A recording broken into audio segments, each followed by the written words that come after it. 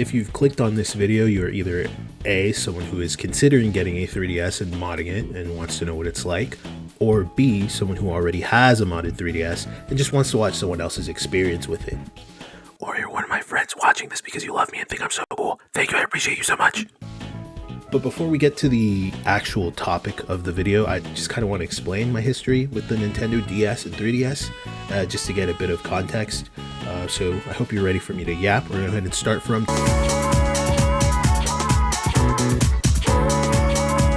During the 2000s, I grew up playing a lot of games on different consoles, including the PS1, PS2, and Game Boy Advance. But the console that I played the most during those years was the Nintendo DS.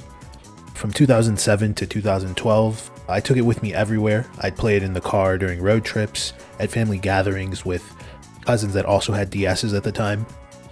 And it really helped keep me sane whenever I had to spend more than half the day going from store to store with my mom on her shopping trips. But in 2011, the 3DS had released, but I just wasn't interested in upgrading at the time because I still had my DS, even though it has the 3D gimmick and, the exclusive games and whatnot. Unfortunately, that DS did end up breaking a little over a year later, but this is what leads us to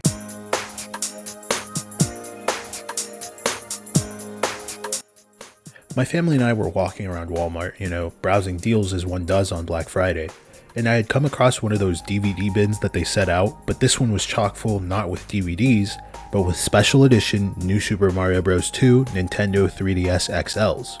Because of the Black Friday deals, they were priced at $150, which I considered a pretty good deal at the time. The system came with New Super Mario Bros. 2 and all of the DLC pre-installed. I had played a lot of the original New Super Mario Bros. On the DS, so when I found out that there was a sequel for the 3DS, I was pretty excited. The system itself was this sleek red color with a gold Mario on the front and a gold Luigi in the back. My parents bought it and I was pretty happy. I never actually got any more games for it, but I would download demos and play them a lot. I remember one of them being the Smash Bros. Demo that was available for the 3DS. Because that one didn't have like a limit on how many times you could play it, that's the one I really played the most. Fast forward a few months later, I had taken the 3DS to school with me, but I forgot that it was in my backpack. I don't know why, but whenever I was boarding the bus to go home, I had slammed the backpack against the wall of the seat. And when I got home and powered the 3DS up, I was just instantly filled with dread. Across the top screen was what looked like an ink blot, just going from the top left corner to the bottom right. The screen itself only had a thin crack, but the LCD being broken was what was causing the ink blot across the screen under the glass. I desperately searched all over the internet to see if this was something I could try to fix on my own, which it was, but you'd have to take apart the entire 3DS, and that was just something I wasn't confident in doing. I was scared that I would mess something up and just completely brick the console. So I had decided I would just pay someone to fix it for me. I ended up calling a cell phone repair shop that also specialized in repairing consoles, and I let the guy on the phone know about the situation, and when I asked for a quote, the guy told me it'd be like $120 to repair it, and at that point I should just buy a new one. Feeling dejected, I decided to just give up and, let some time pass.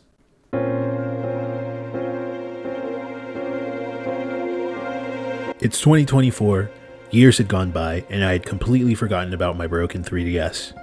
That was until I had fallen down the YouTube rabbit hole of modded 3DS content. A bunch of videos talking about why you should mod your 3DS, especially since the eShop had been shut down for a year already, and prices for 3DS games were only increasing. At the time, I was working at a stop that sold games, and we had started receiving refurbished 3DS models, ranging from the base 3DS, 3DS XL, new 3DS XL, 2DS, and new 2DS XL. I remember having a conversation with my manager at the time. Shout out to him, by the way. Bro was chill as hell and was one of the many people at that job that made it not boring. At first he suggested I just buy an iFixit kit off of Amazon and try replacing the screen myself, especially since it was a limited edition 3DS that I had. And I had told him that I had no experience repairing electronics and didn't want to ruin the console. What I ended up doing was trading in my damaged 3DS for a new 3DS XL, which after employee discounts and employee trade boosts, I ended up paying around $100 for, instead of the $250 price tag that corporate decided to set. And if you're watching this video, then you probably already know the meme. Did you know it's really easy to mod your 3DS? And it is. Anyone that can read and follow instructions can do it. So if you're interested, I'll go ahead and link the 3DS Hacks Guide in the description. It's always up to date, so I'd recommend following that guide over watching a mod tutorial on YouTube, as those tend to end up outdated pretty quickly. And now that you've heard me yap a little bit, I think it's time that I show off what's on my modded 3DS. Originally, I was just going to talk while I recorded this footage, but I didn't like how it turned out, so I ended up just recording this footage, cutting out whatever was unnecessary, and then doing the voiceover later. But as you can see here, this is the new Nintendo 3DS XL in black. I think it looks really nice, it looks really sleek, and I don't know, I really like the color. And yeah, here in the back you can see new Nintendo 3DS XL. This is a North American model. And then on the front here I've got two stickers, first one being from Boy Pablo, one of my favorite musicians, and then the next one is a graffiti piece from the video game Bomb Rush Cyberpunk. Unfortunately, it is a little bit faded now, but I do regret not getting a clear case after I put these stickers on. I might get one in the future, but for now I just have this carry case right now, travel case for the Nintendo 3DS. It does hold a few games, it fits fine in there. You know, it works fine for protection. I don't really use it that often just because I don't take my 3DS out in public that much. I kind of just play it at home on my free time or before bed. But that's pretty much it for the outside of the 3DS. We're going to go ahead and pop it open and see what I have installed. And immediately you see here the Persona 3 theme that I have installed. And it's really nice, I like it. I like the blue, it really pops on these DS screens.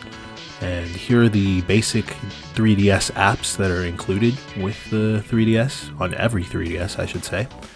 And stuff like Face Raiders, you know, the eShop, the Mi Plaza and Mi Maker. But this is where we start with modded apps with Anemone, the 3DS theme manager. And this is what allows you to download and install custom themes. I get mine from Theme Plaza. We'll go ahead and link it in the description in case anyone's interested. But for now, we're going to go ahead and take a look at some of the themes that I have downloaded. And starting with the Char theme from Gundam. And the next one is Jet Set Radio. This one's one of my favorites. I really love the art. And it plays Jet Set Radio music as well. It's really cool, really neat. Again, one of my favorites. Next one is the Persona 3 theme that I have installed currently. And again, it's really nice looking. I love the blue. They pop. The blues pop really well on the 3DS screen. And here's a Persona 4 theme and a Persona 5 theme as well, just to round those out. And the final theme we're going to see here is a Dyna Xenon theme. This is one of my favorite anime. So, exiting out from there and moving on, we're going to go ahead and look at the FBI app. This is just a title manager and file explorer for the 3DS. I believe it installs automatically once you mod the 3DS. You know, it's used to download CIA files is what they're called. It's pretty funny, CIA, FBI. Next app that we're going to take a look at here is Checkpoint. And this is just a save manager for the 3DS. As you can see here, it says backup and restore. Again, lets you back up and restore your saves. And I believe it does let you enable cheats for some games as well. And exiting out of that, the next app that we are going to take a look at is, I believe, FTPD. Yes, FTPD. So FTPD is just a FTP server for the 3DS, lets you transfer files wirelessly from your console to your PC and vice versa. It's really convenient, especially with the new Nintendo 3DS, just because you have to take off the backplate every time you want access to the micro SD card, which, you know, I like. But next app that we're going to take a look at here is the Homebrew Launcher. And just like it says, it is a Homebrew Launcher. It's just a loader for Homebrew apps. But most of these Homebrew apps you can just open from the main screen, the home screen. So really it's just, I guess it's just there for the fashion, I don't know. Next one we're going to take a look at here is the Universal Updater. And this is just a Homebrew browser that supports installing and updating Homebrew software. And a lot of cool Homebrew apps that you can get here. A lot of A lot of ports, a lot of emulators that you can get here, a lot of cool homebrew apps. I know there's like a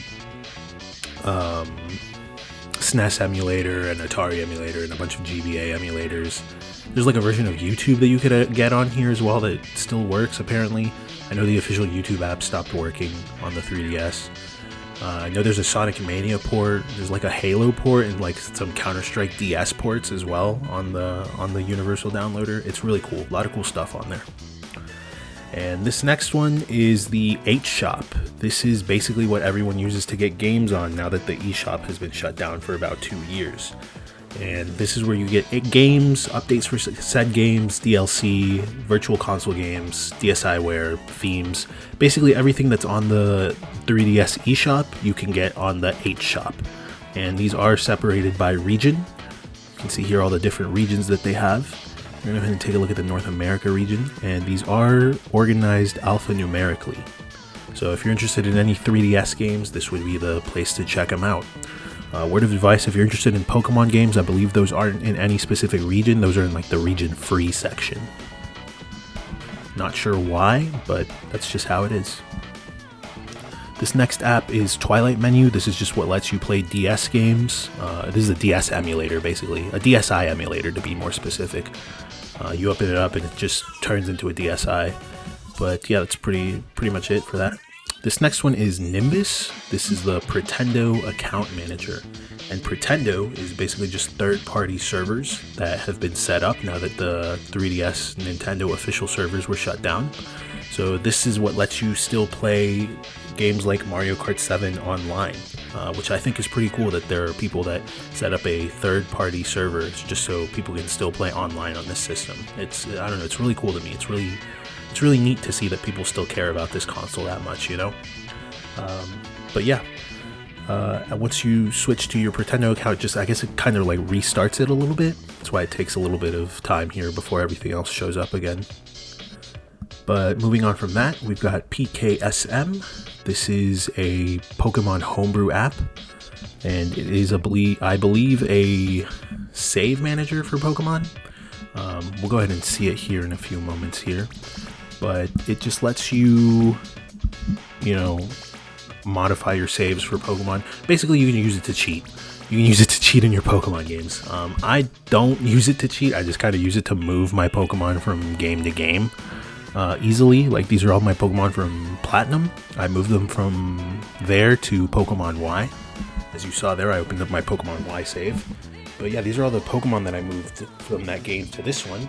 These are all the pretty cool Pokemon that I like, that I moved there in my main team. And some of the legendaries that you saw there that I think we'll take another look at in just a few moments here. Yeah, you can see here all the legendaries that I caught in Platinum that I moved over to Pokemon Y for some reason. I don't know, I just didn't feel like leaving them in Platinum. And then here are some of the event Pokemon that you can get for Pokemon Y. These are, again, separated by region. So we're going to go ahead and take a look at the English region event Pokemon. And here's a Feraligatr event Pokemon. The next one that we're going to take a look at in just a few moments is a event Pikachu that you can get as well. There you go. Next one is a event Shiny Rayquaza. And I don't know, I think it's cool that you can just get like event Pokemon that aren't like readily available anymore, you know? I think that's neat. I don't know, something about it just seems so cool to me. And yeah, that's pretty much it for PKSM. For now on, we're gonna take a look at all the games that are currently installed on the 3DS, starting with the SMT games. What I have here installed currently, I've got Strange Journey Redux, and I've got Shin Megami Tensei 4 and 4 Apocalypse as well. We've got the Persona Q games installed as well, and Soul Hackers, and the Devil Survivor games as well. Moving on from that, we've got the Dragon Quest games. I've got all the DS and 3DS Dragon Quest games, so 4, 5, 6, 7, 8, and 9. And it's basically my Dragon Quest machine, I guess. I haven't started them yet, though, but I know as of recording this, they did announce a remake or a remaster, I believe, for Dragon Quest VIII for the Switch and other consoles as well. I'm pretty excited for that. And here we've got the Pokemon games that I've got installed. You saw Platinum and White and Black and Mystery Dungeon. We've got Pokemon Y and Omega Ruby. I'm playing through Pokemon Y right now just to get ready for Legends ZA. And here are all the Mario games that I have installed right now. You see the new Super Mario Bros. And Virtual Console Wario Land 4 as well. I don't know why I hung on to that for a second, but here's Mario Kart DS and 64 DS and 3D Land, the Mario and Luigi games for the 3DS, and we've got Mario Kart 7, and this here is CTGP 7, which is a modded version of Mario Kart 7. And during the recording of this, it did have to update, so I had to cut all of that out because it did take quite a few moments. But as soon as that update's done, we go ahead and just launch CTGP 7 here in a few moments. There we go. And it does take a moment just because it does need to switch over to Mario Kart 7, I believe, just because whenever you exit the game, it shows you were playing Mario Kart 7. Yeah, you see here CTGP 7, there's single player, there's also multiplayer, local multiplayer, and then there's online multiplayer, which you can play using the Pretendo account. And then immediately here you can see Sonic in Mario Kart 7. He does take a spot in the Donkey Kong slide. I don't know what happened there, I'm sorry guys. But yeah, for Mario you've got Super Mario 64 Mario, regular Mario, EGAD, Ice Mario, and Random Ninja. I don't know where he's from, but and then you've got some other characters in Luigi's spot as well. And then Peach, you've got Birdo taking up her spot, and Birdo in different colors here. And Luigi, why did I say Luigi? I'm talking about Yoshi, man. Anyway, that was Yoshi in different colors, and then here's a bunch of the other different modded characters that are in the game. Just gonna show them off for a bit here.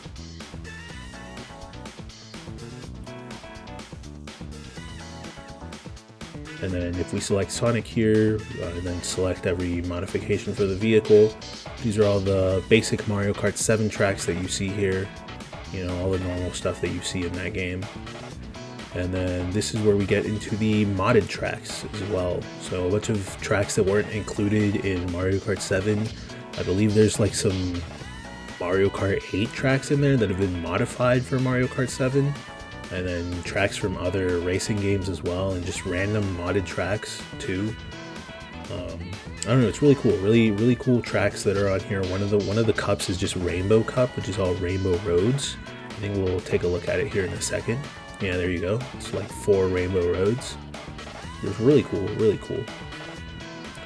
But yeah, that's pretty much it for CTGP 7. And like I said earlier, it makes it look like you were playing Mario Kart 7, because you are. It's just a modded version. And taking a look at more games, I've got some Sonic games here, Sonic Colors and Sonic Rush for the DS, and then I've got Zelda, I've got the Virtual Console, Minish Cap and Link to the Past, and I also have Ocarina and Majora's Mask. And I'm playing through Link Between Worlds right now, that one's pretty fun. And then some of the Mega Man games I have as well, I have the first 3 Mega Man X games, the SNES Virtual Console, and then I have a bunch of the Mega Man Star Force games. I know they announced the collection for Switch at the moment. Here's some Dragon Ball games as well. Some of the other games, I've got Kingdom Hearts, Dream Drop Distance, and Recoded, and 358 Over 2 Days. And then here are the Project X Zone games that I have as well. And then here are the games that I have that aren't organized in folders. You know, you saw Fire Emblem and Kid Icarus, Tomodachi Life. You got a Need for Speed game there, EX Troopers, Pilot Wings, a few other, you know, JRPGs. You see Rayman there, Codename Steam, there's Smash Bros, there's Star Fox, Ridge Racer as well, there's a Donkey Kong Returns, and these are a bunch of the DS games that I have here. A good mix of these are games that I played during my childhood and games that I missed out on as well. You know, some of these, like the Spider-Man games, I played a lot as a kid, and I know the ones that we're going to take a look at in a moment here, Trauma Center, I didn't play as a kid, so it's kind of cool that I get to play these now. But that's pretty much it for what I have installed here on this 3DS. All in all, it's been great having a modded 3DS, especially with the current state of gaming. It's nice to have a handheld that will actually fit in my pocket again. And I've also enjoyed being able to revisit the games that made my childhood so special, and also to be able to experience the generation that I ended up missing out on. That's it for this video, but if you managed to stay all the way to the end, I really appreciate you. I want to make more videos where I just yap about stuff that I like, so if you're interested in sticking around and listening, then go ahead and subscribe and like the video too. I'm going to try to put these out pretty frequently, but that's all from me. See you around and have a good one.